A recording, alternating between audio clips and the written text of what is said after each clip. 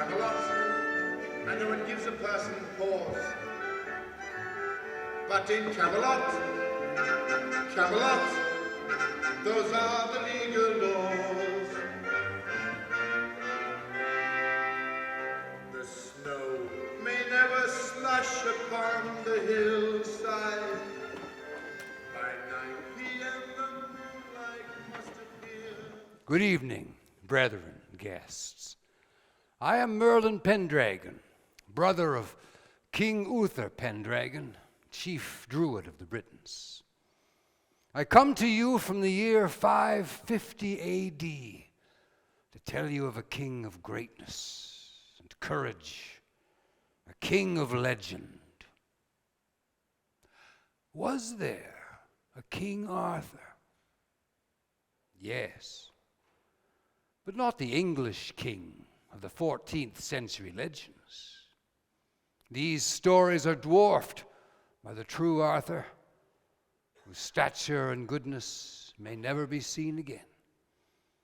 You will soon also learn of his treachery, of his close friend Lancelot. King Arthur's time was the 6th century.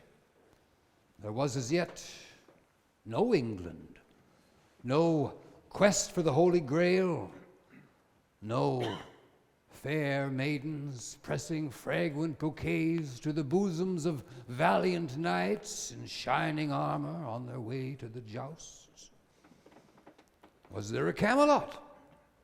Again, yes.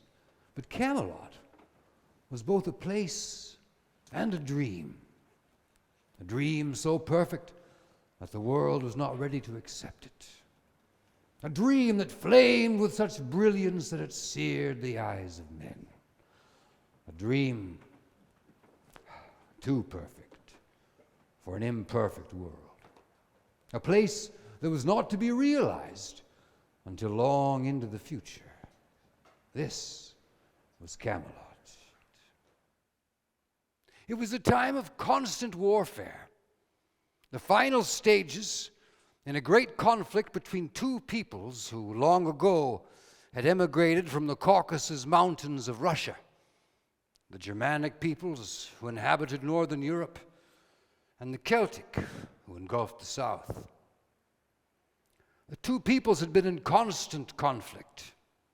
The power of the Roman legions had for centuries protected the Celtic borders, but with the dissolution of the empire through corrupt and venal rulers, Rome was in peril. Alaric and his Visigoths were at the very gates of Rome, and the legions that had occupied Britain for 350 years were called away to save the empire, and the people once again controlled their island. Now was the time. And here is the place to meet Arthur, the man and the legend, and to learn from him the truth of his life, and that moment in history when the face of Britain was to change forever. Uncle, please join us in the enjoyment of a cup of Cambrian mead. My pleasure, Arthur, but haste. Your audience awaits.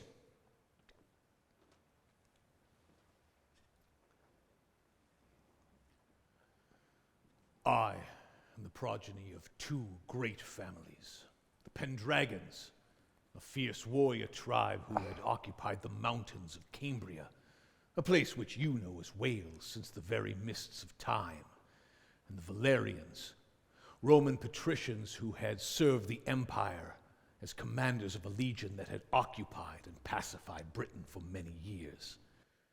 The two peoples had long been enemies, but later became allies.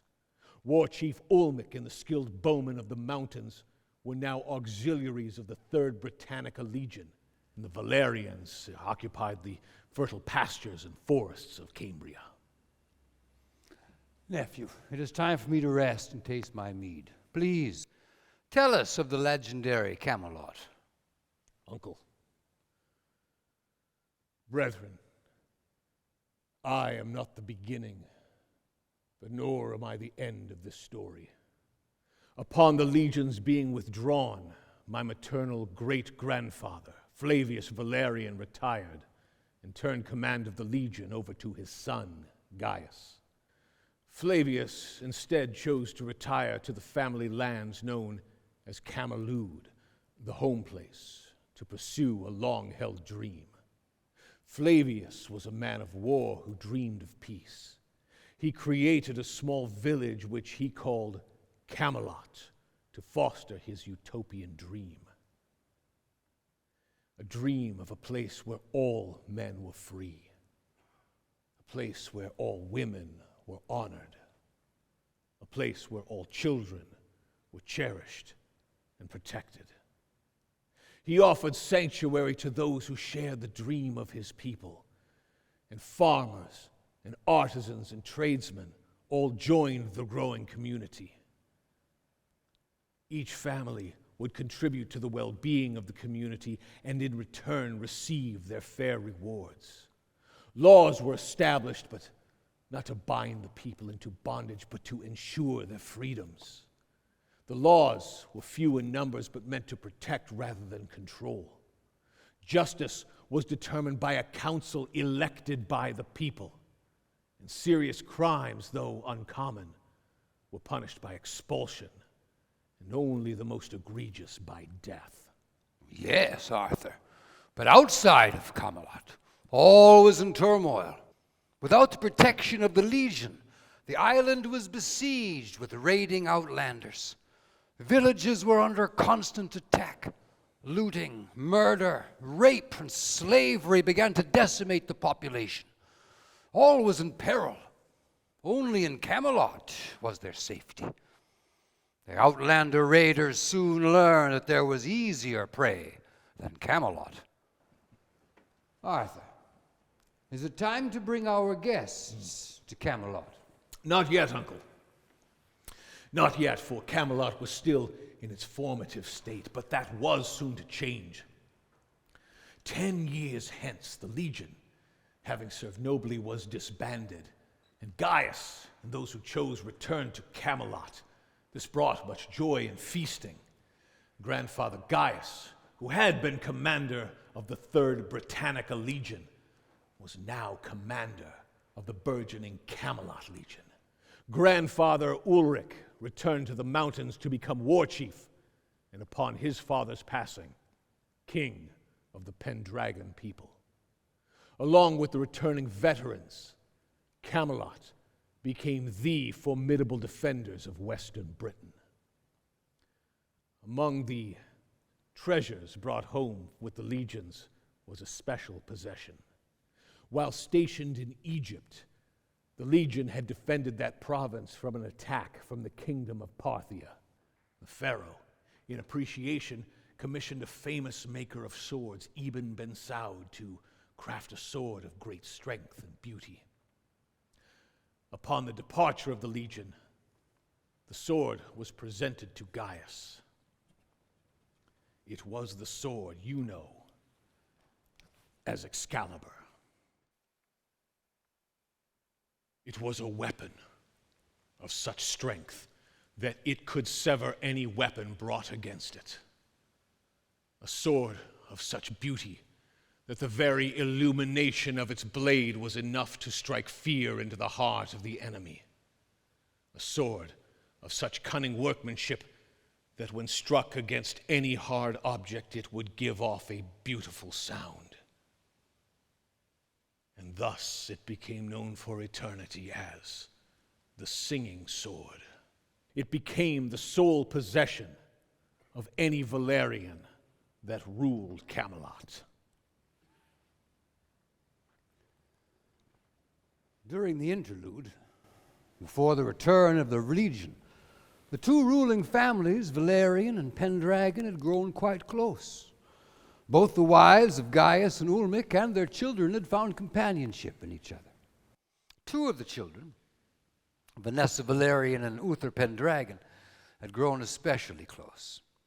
As they approached their late teens, their friendship grew into a deep love, which soon became obvious to the mothers, who greatly approved. Upon the return of their husbands, the issue of marriage was brought forth and caused great consternation to both fathers. While marriage between legionnaires and British maidens was common, the joining of aristocracy had not yet been tested.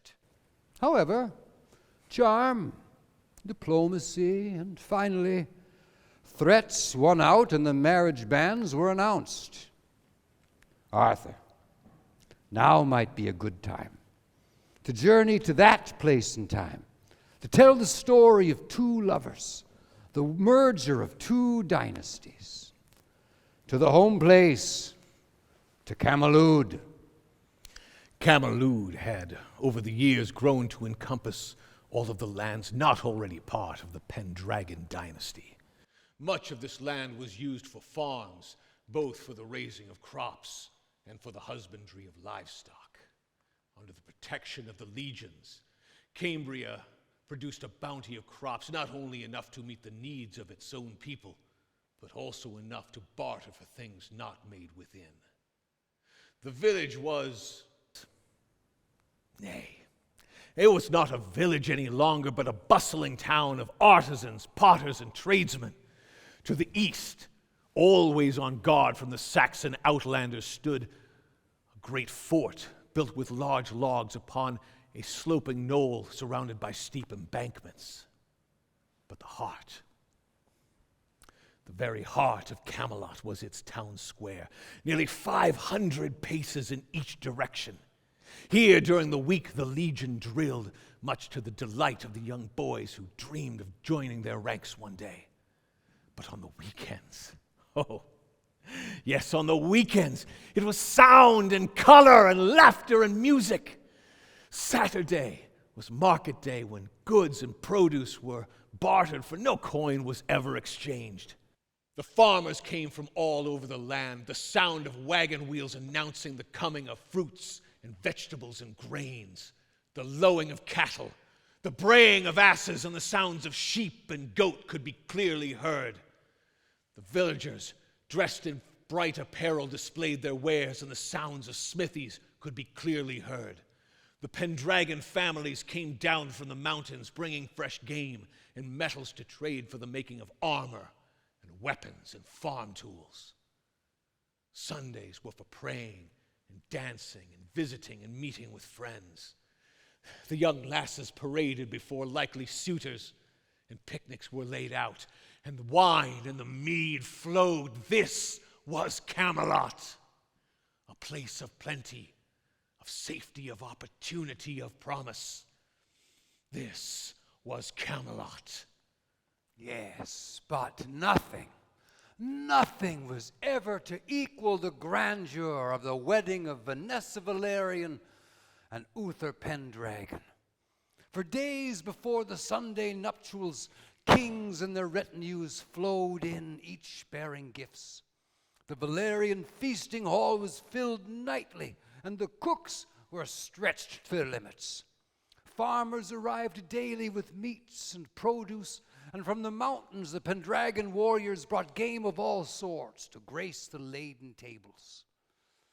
The wine cellars, casks of mead, and larders were emptied and refilled on a daily basis, and the dancing lasted often until the dawn. Then the day arrived. The village was festooned with banners and flags and garlands of flowers.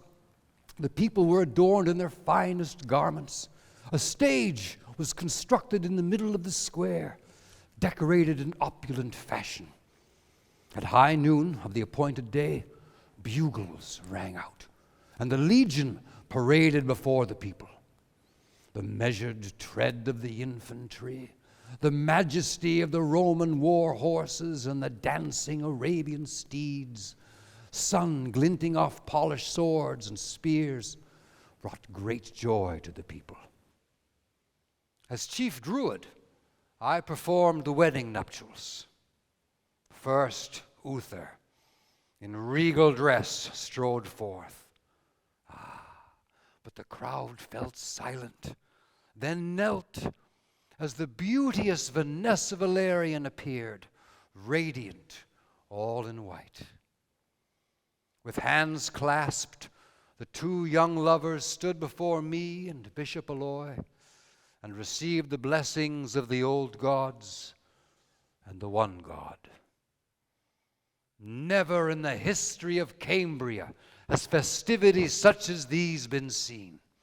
Feasting, singing, dancing, and oh yes, drinking, often until the stars began fading at the dawn. Yes, Uncle, and the marriage must have been consummated with great vigor, since only 9 months elapsed until my birth. It should be noted that my birth was one of only many that year, for the drink and the revelry seems to have greatly increased the population of Cambria. But outside the boundaries of Cambria, things became increasingly darker and more foreboding as the influx of Northern Europe invaders grew and grew. A British king, Vortigern, was reduced to bringing in Anglo-Saxon mercenaries to provide protection for his people in exchange for land for them to farm and raise their families. At first, this worked well, but over time, the flood of the Germanic tribes became overpowering, and the Eastern kings were forced to defend their kingdoms and way of life. Unable to unite, one by one, the Eastern kings were overrun. And by the dawn of the 6th century, Eastern Britain had become Anglo-land. This was the world into which I was born. Although untouched in main by the warfare in the East, my birth, my fate, was to serve as warrior, commander, and king. Although untouched in main by the warfare in the East, my birth, my fate, was to serve as warrior, commander, and king. My childhood was in many ways blessed by deity. My summers were spent in the mountains learning the ways of my Pendragon people. I became proficient with the use of the Pendragon longbow and learned to stealthily track both game and people. The winter months were spent in Camelot, learning by day the way of sword and spear, and later the discipline of the legion.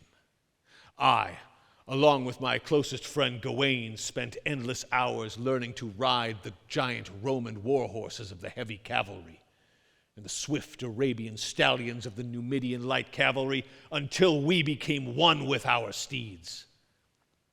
Evenings, often by the light of candles, were spent learning Latin and Greek, studying the histories of famous campaigns and warriors, Alexander the Great and Julius Caesar, a distant relative. We were taught to lead by respect and knowledge, and to appreciate the men whose lives we held in our hands. By the age of 15, I rode as a centurion with the heavy cavalry, responsible for the safety of Camelot.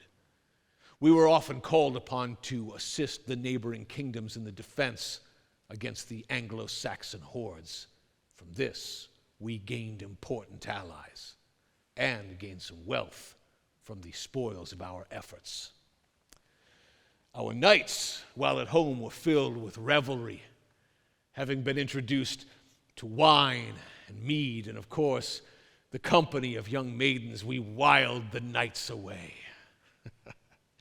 often suffering the consequences upon reporting for duty the next morning. At the age of 16, I was brought into the sacred cave of Mithras along with my closest companions, all of whom had achieved the rank of Roman knight and now tasted the blood of the sacred bull of Mithras, an honor reserved only for those who had shown courage in battle and bloodied their sword. As the Anglo-Saxons, under their high king Otcha, drove steadily west, warriors from the eastern kingdoms, such as Sir Bors, Clegus, and Percival, and from Britannia and Gaul, Galahad du Mer and Lance du Lac, whom you'd know as Lancelot, swelled our ranks. In his 20th year, great tragedy fell upon Arthur's shoulders. My brother Uther, the bravest man I've ever known, along with my nephew Mordred, were slain in battle with Anglo-Saxon raiders led by Ael and Cerdic. Though the battle was won, due much to Arthur's skill and courage, the cost was too much to bear. That same year, Arthur's grandfather, Gaius the Wise, succumbed to the ravages of age, and suddenly Arthur found himself king of the Pendragons and commander of Camelot, the sword of Excalibur being placed into his hands. The weight of these duties was heavy on his shoulders. However, years of preparation for these challenges were met, and he took upon his shoulders the weight of Britain. It had been apparent for some time that if Britain was to survive, the Western kings must unite to escape the fate of the Eastern kings. So it fell upon Arthur to gird himself to accomplish this task, because none other could complete the task of repelling the invaders. Knowing that I must be away from Camelot for long periods of time, I first put my own house in order. I appointed as commanders cousin Ulrich as war chief of the Pendragons, Sagramor, the grandson of Sagramath, the Numidian light cavalry, and Galahad, the infantry. My closest friend Gawain was to hold the title legate of the Legion. He rode by my side as head of my personal guard, 200 of the most loyal and skilled cavalry soldiers known as the Knights' Companions. Lancelot, being quick of mind, became chancellor, managing the treasury and the governance of Camelot. Lance was, without a doubt, the handsomest man in Britain. He was tall and fair, witty, accomplished in song and dance. He was the heartthrob of the ladies of the court and all the hopeful girls of the village. However, he seemed to enjoy the company of young men. Arthur, for the next 10 years, when not concerned with combat, the affairs of state caused him to travel widely up and down the western coasts, always accompanied by Sir Gawain and the knight companions. Long hours of exhausting negotiations to build a formidable force had sapped his strength, but finally, nearly all had reached agreement, realizing that their only chance of survival was to act as one, under one supreme commander.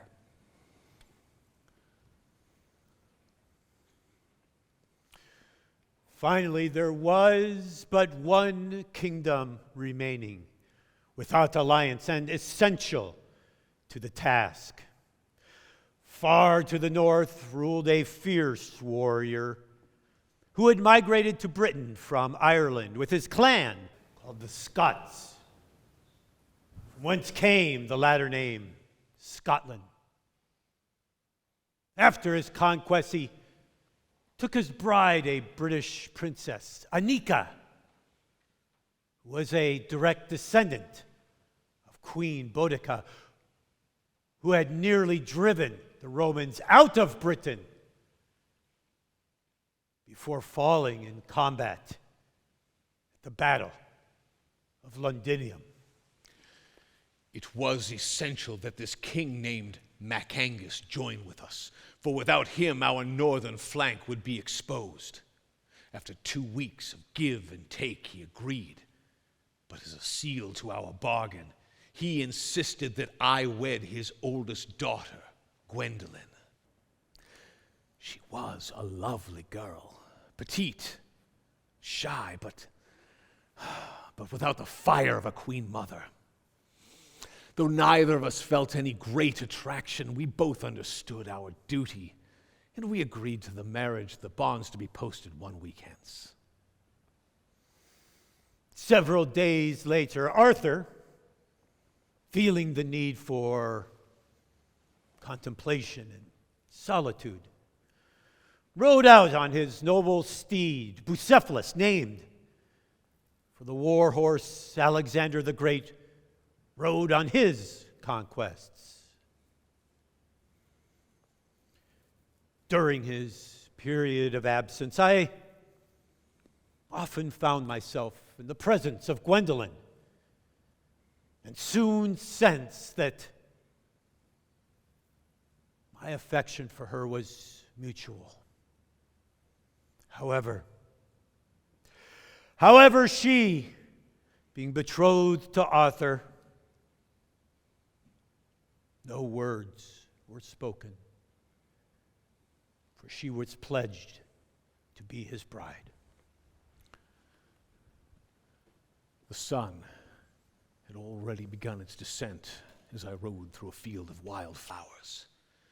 Topping a hill, I looked down to see 2 staghounds in pursuit of a giant stag. Quick behind was a hunter clad all in leathers. Soon, passing the hounds, he cornered the beast, and standing tall in his stirrups, he took one single arrow and felled it. Impressed with the excellence used to dispatch the stag, I spurred Bucephalus down to congratulate him on his kill. Upon arriving, the servant huntsmen were completing their duties. I announced my arrival. The hunter turned and doffed his leather cap.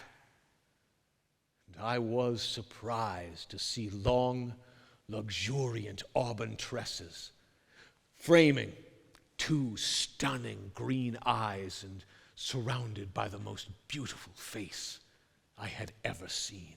Seeing my puzzlement, the huntress, as it were, with a curtsy, acknowledged me as king and introduced herself as Guinevere, Macangus' second daughter. She amusingly suggested that we share a flask of wine while the huntsmen completed their duties. I soon learned that she had left the castle to avoid the commotion of my visit, instead biding her time in the king's hunting lodge nearby. As she spoke, I merely soaked in her beauty, for as her arrow had pierced the stag's heart, so her beauty and demeanor had pierced mine. As I have already said, I have often received, gratefully, the company of many fair maidens, but I have never felt nor sought true love. You may scoff at this telling, but I swear I was immediately entranced. And this could have been disastrous had my feelings not been reciprocated. At her invitation, we rode to the king's hunting lodge, where the servants prepared a feast truly fit for a king around the flesh of the fallen stag. After dinner, we sat next to a fireplace with cup in hand.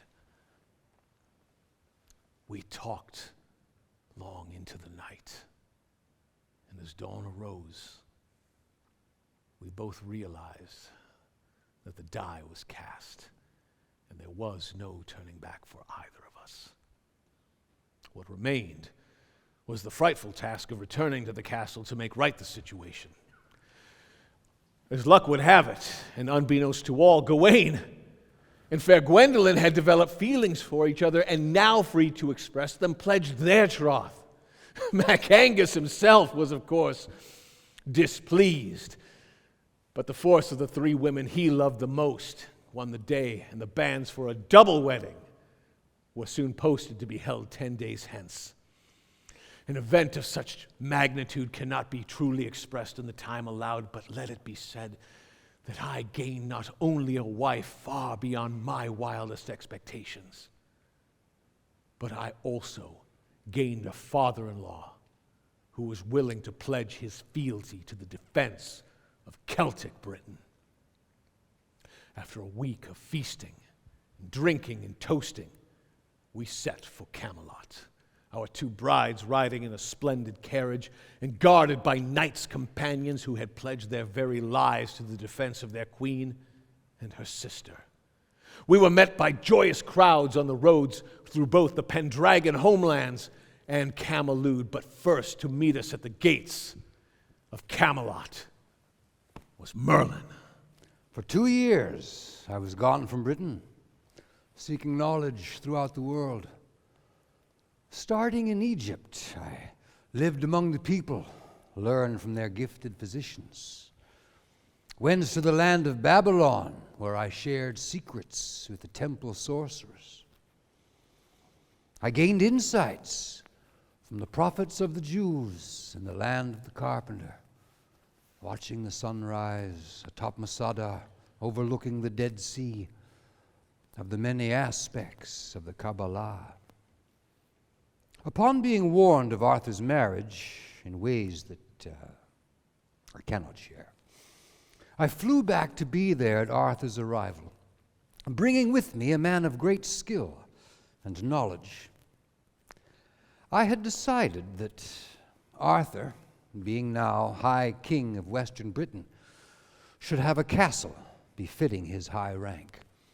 So, that night, when all was quiet, sitting before a blazing fire, I brought to him a man called Isaac the Builder, the master of a guild of masons who could trace its beginning to the building of a temple in Israel for a king named Solomon. But let him speak for himself, his path to Camelot.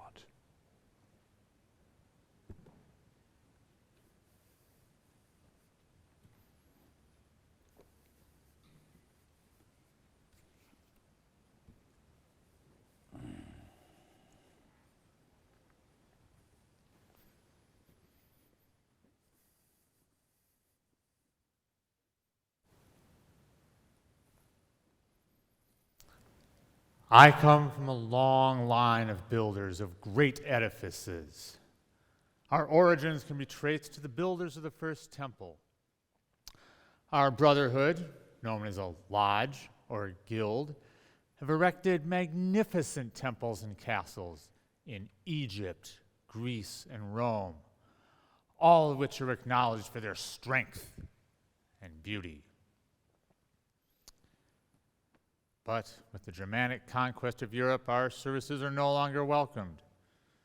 So I seek refuge for our people in the fabled Camelot in exchange for the building of a castle fitting for the king. King Wise accepted our offer, and as I was waiting for our stonemasons, as they are called, to arrive from Gaul, I spent my time traveling Camelot until I came upon a place perfect in all ways.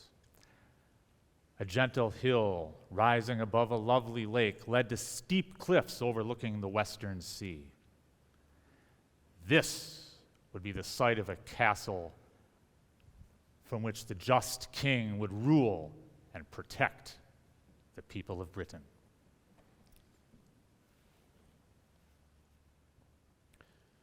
Within a year, the castle was complete. Built all of native stone, it had become the talk of all Britain. To its back was the sea, protected by majestic cliffs that guarded it from attack. To the front was a massive gate, surrounded by a moat, a slope leading down to its beautiful lake. The first floor held a throne room for receiving guests, dispensing justice, and for affairs of state.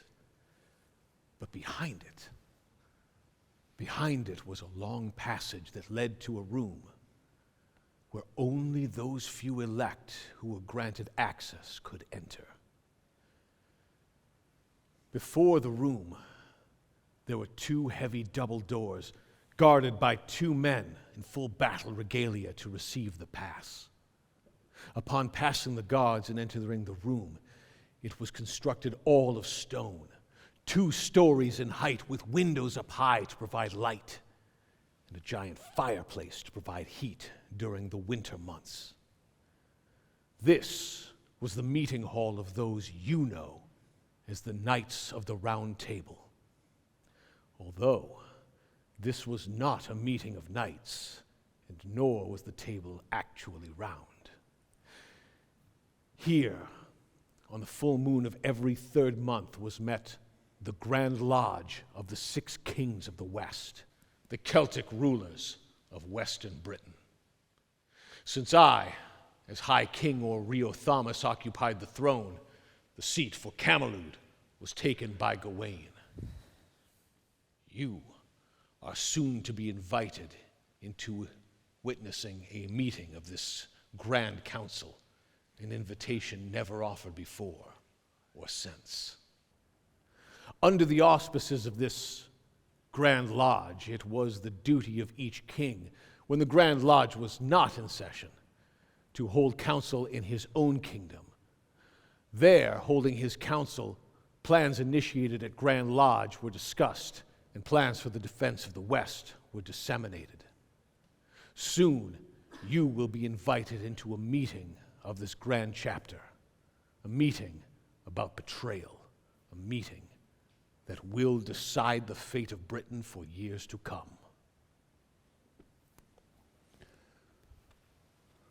It is the full moon of July, in the year 520 A.D. The armies are assembled, an hour's march, prepared to meet the invaders at a place called Mount Badon. The battle plans are laid, and the grand kings of the West are about to meet in full council. As is common during the summer months, Lady Guinevere is entertaining the visiting ladies down by the lake. Down by the lake are set festive tents with tables laden with fine food and wine. The jesters and the minstrels are playing, and the sound of gaiety can be heard even to the castle walls. Unknowing of the tragedy of what is to come, young women can be seen splashing and playing in the warm shallows. Guards are set, their backs to the women, so no impropriety can dampen the spirit of the day. These parties are so enjoyed by the ladies that they have dubbed my Guinevere the Lady of the Lake.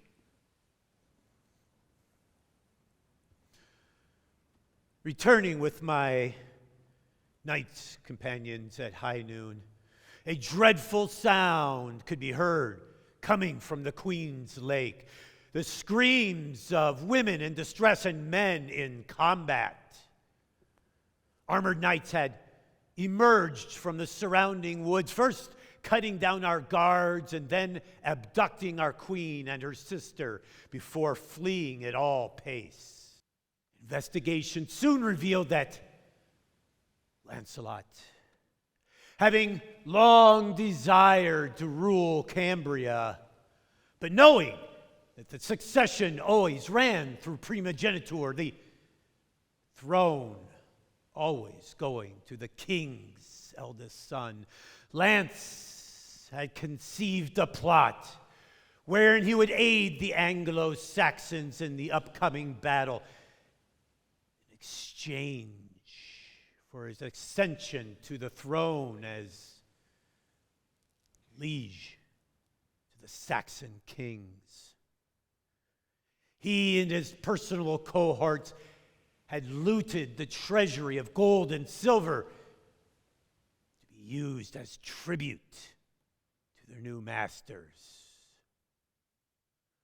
I immediately dispatched a company of the knights' companions in chase, girded by the Pendragon trackers, before coming to your side. The kidnapping ensured that pursuit would be limited for safety in the Queen. Just before sunset, Pendragon trackers returned with several wagons laden with gold and a member of Lancelot's rear guard that had been captured. After some persuasion and the efficient use of my potions, he revealed that Lancelot was on his way to meet the invaders, still 2 days' march from Mount Badon. A number of the Pendragon bowmen had followed them to report on their movements. But enough! The very remembrance sets my blood a boil and bile gains dominance in my throat. The sun is setting. The king's council awaits. I must go now to meet my kings. Please, remain silent so as not to upset the sanctity of the council. Here in Camelot. And I suppose the autumn leaves fall in neat little piles. Oh no, my lady.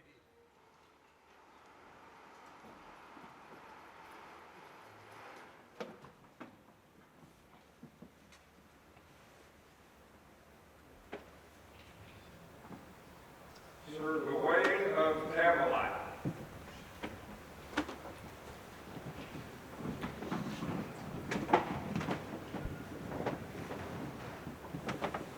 King Erwin of House.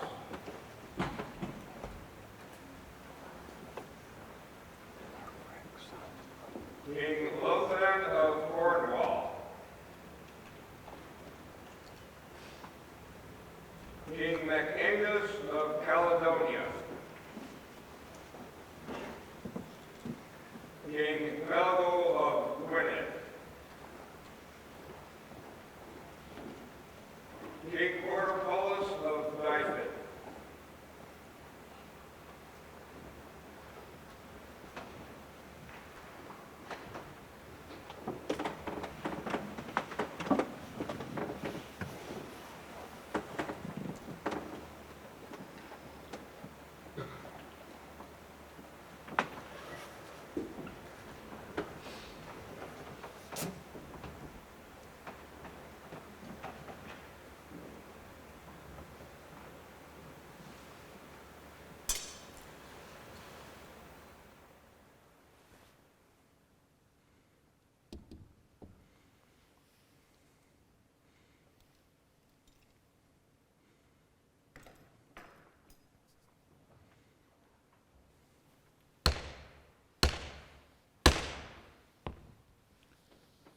Brothers, having shown you come in peace, you will now assume your vows. To ensure your vows, I have with me Merlin, chief druid of Britain, Bernard, bishop of the Holy Church, and Mendelem, high priest of Mithra. Brothers, do you state that you attend this council under the protection of the Creator of the universe by whatever name you know him? We do. Do you swear that all within your realms are free men and women? We do. Do you swear to sustain the widows and orphans of those warriors who might die on the upcoming battle to protect that which they love? We do. Do you swear that none within your borders suffers from hunger, live without shelter they appealing to you? We do.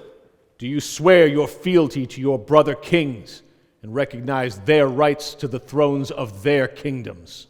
We do. Do you swear your fealty to this council and to the island of Britain? We do. Then let this council of the kings of the West commence.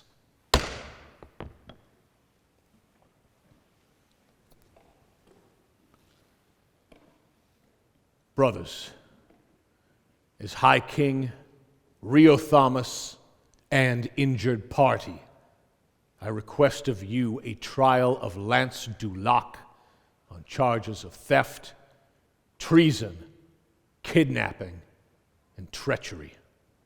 Crimes which, if found guilty, are all punishable by death. Brothers, you all have knowledge of these crimes, and his treachery will have given our enemies knowledge of all our plans of battle. This treachery and this trial have never before been seen by this council, and we must weigh it heavily. Does any king wish to speak in his defense?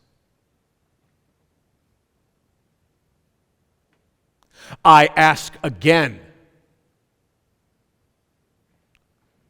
for the third time, does any man wish to speak in his defense? I hear only silence. Having knowledge of these crimes, let the voting begin. The crown of the High King will be passed to you.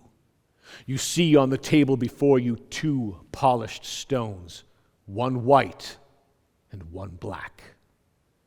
If you believe in Lancelot's innocence, you will place the white stone within and secret the black stone within your kip. The reverse if you vote guilty. When no stone remains upon the table, Merlin will collect the crown, study, and announce the verdict.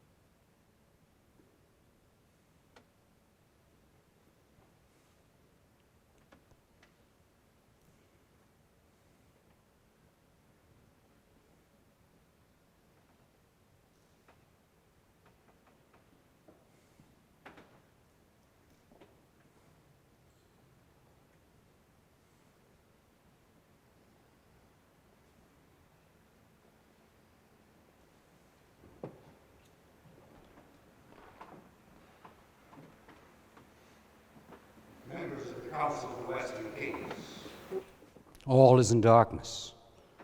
There is no light that shines from within the crown. The die is cast.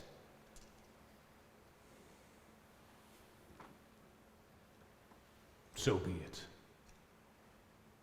The betrayer has been found guilty, and upon him I pronounce the sentence of death. So be it.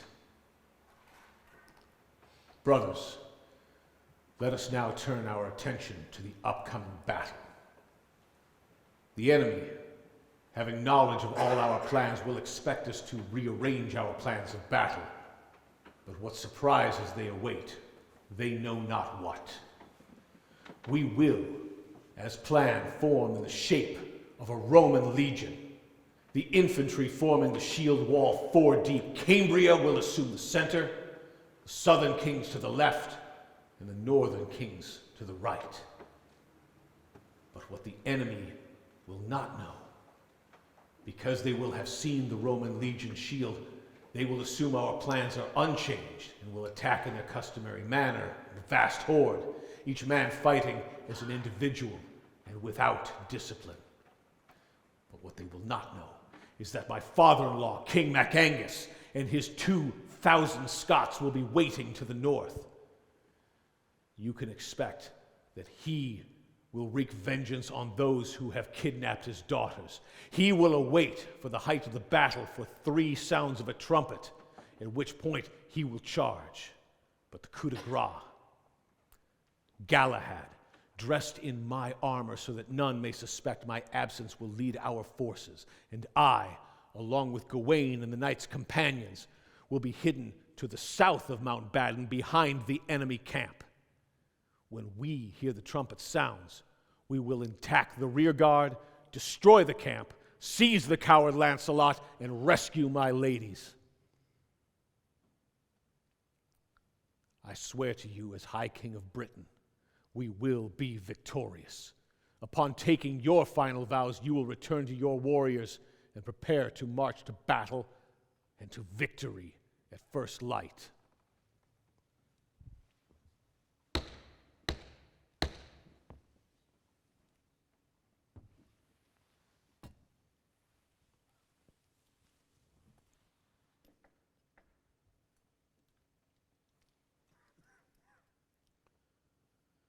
Under the protection of the Creator. Under the protection of the Creator. All this I vow. All this I vow. I vow upon my honor as king. I vow upon my honor as king. To protect our lands and people. To protect our lands and peoples. Even at the cost of my own life. Even at the cost of my own life.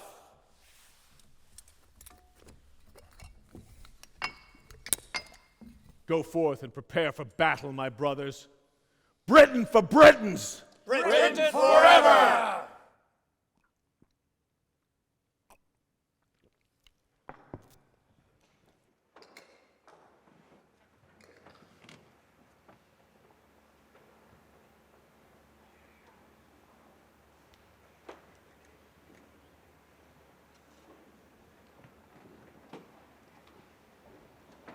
I vow. I vow. I vow. I vow. I vow. I vow.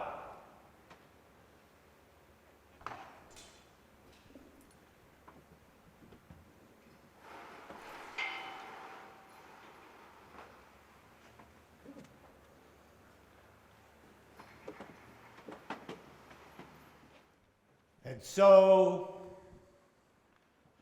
on 520 AD, the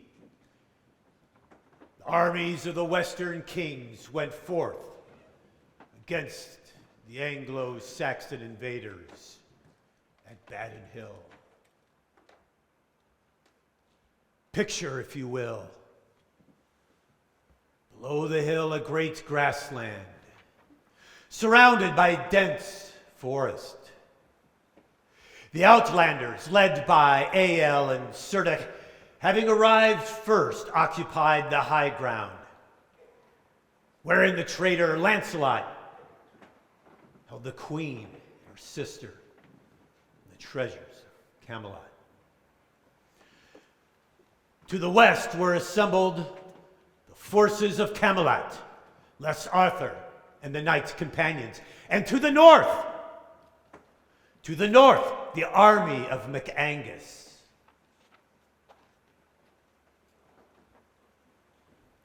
Imagine, the legion is formed.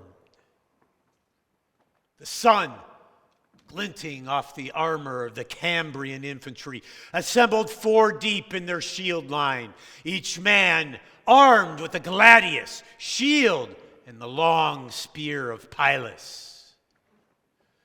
Protecting both flanks were the Cambrian heavy cavalry on their giant Roman steeds. Immediately following, the Cambrian archers with their longbows and carts filled with deadly arrows. And finally, the engineers with their massive catapults. If the enemy had kept to their advantage of the high ground, things might have been better for them, but confident of their greatly outnumbering the Celts and angered at the constant harassment of the Numidian cavalry, en masse they ran screaming the spears of the infantry, while the Brits fought as a disciplined force. The invaders, fierce, their furs and iron helmets, fought as a horde, each man attacking individually, showing no fear of death.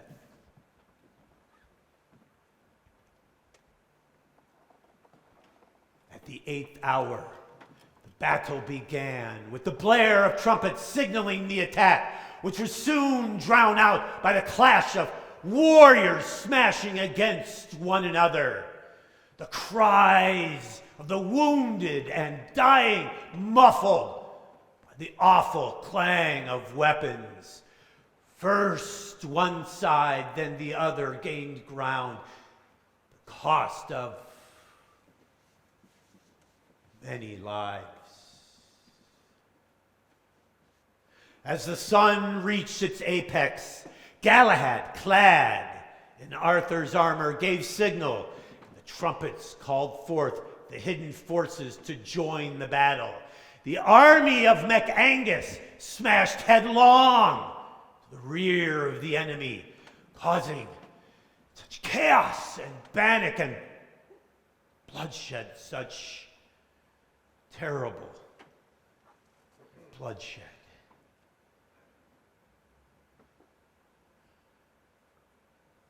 Arthur and the knight's companions swept over Badon Hill, freeing the queen and capturing the traitor Lancelot as he tried to make his escape, crushing the command center of the Anglo-Saxons before turning their righteous vengeance down to the battle below. The enemy were devastated and forced to sue for peace. In exchange for their lives, they swore,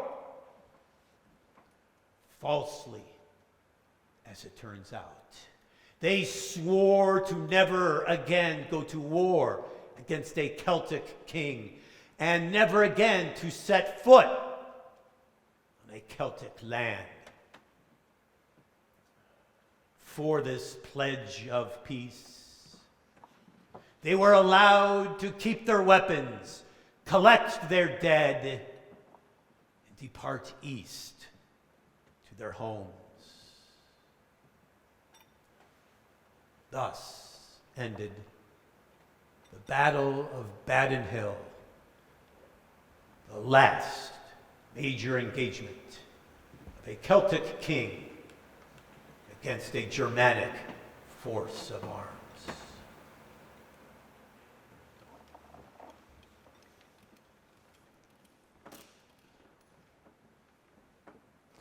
Lancelot was returned to Camelot, bound in chains, and after trial received death, a fit punishment for his crimes. Added to his disgrace, he was denied the funeral of a Celtic warrior, the right to have his body burned to ash, set adrift in the western sea. Instead, he was buried without honor or blessing in an unmarked grave in an unknown place. The legends that Arthur died on that battlefield were not true. He lived to rule over Camelot for many years, enjoying the companionship of his children and grandchildren with his beloved Guinevere at his side. Nearly 30 years had passed. Arthur's raven locks had begun to gray, and Guinevere, still beautiful, too, showed the signs of age. Arthur, knowing that the Outlanders, having nearly tripled in number, would renew their conquest, and there would be no stopping them. Britain, the Britain he so loved, would become Anglo-land, and Camelot would be no more. But Arthur knew Camelot was not just a place, but a dream that must be kept alive, a dream that would flourish wherever it could lay down roots. So Arthur commissioned the building of 10 great ships, a task that took nearly 5 years. Finally, the great ships were loaded with family, artisans, soldiers, farmers, and their families who chose to chase the dream.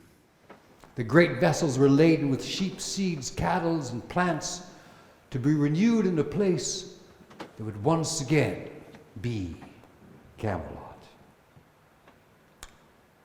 My nephew begged me to join him, to help him renew the dream.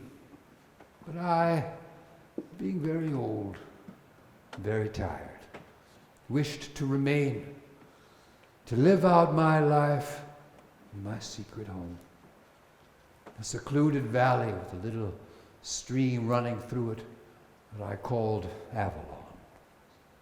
Sadly, I lived long enough to see the Germanic hordes take full possession of what was once Celtic Britain. The Grand Lodge of the Kings of the West and the subordinate lodges in each town were forced into hiding for many centuries as they endured the great danger of discovery as they maintained the dream of Camelot, the freedom to choose their own leaders, to make their own laws, that the beliefs of the people were to be respected, that women and children were to be nourished and loved, for all to be able to determine their own destinies and thus make the world a better place. It was long into the future before these lodges could come out of hiding and again influence the thoughts and lives of civilized men. As for Arthur and the citizens of Camelot, no one ever knew what became of them. Some say they settled in Gaul or Hispaniola. Some claimed Egypt or Babylon. But all I can tell you is that as I watched from the parapets of the castle and saw the distant sails fade into the setting sun, they were traveling west, always west. July and August cannot be too hot, and there's a legal limit to the snow here in Camelot. The winter is forbidden till December, and exits March the 2nd on the dot. By order, summer lingers through September in Camelot. Camelot. Camelot. I know it sounds a bit bizarre, but in Camelot, Camelot, that's how conditions are. The rain may never fall till after sundown. By 8 the morning fog must disappear. In short, there's simply not a more congenial spot for happily ever aftering than here in Camelot. And I suppose the autumn leaves fall in neat little piles. Oh no, my lady. They blow away completely. Oh, At night, of course. of course. Camelot. Camelot. I know it gives a person pause. But in Camelot, Camelot, those are the legal laws. The snow may never slush upon the hillside. By 9 p.m. the moonlight must appear.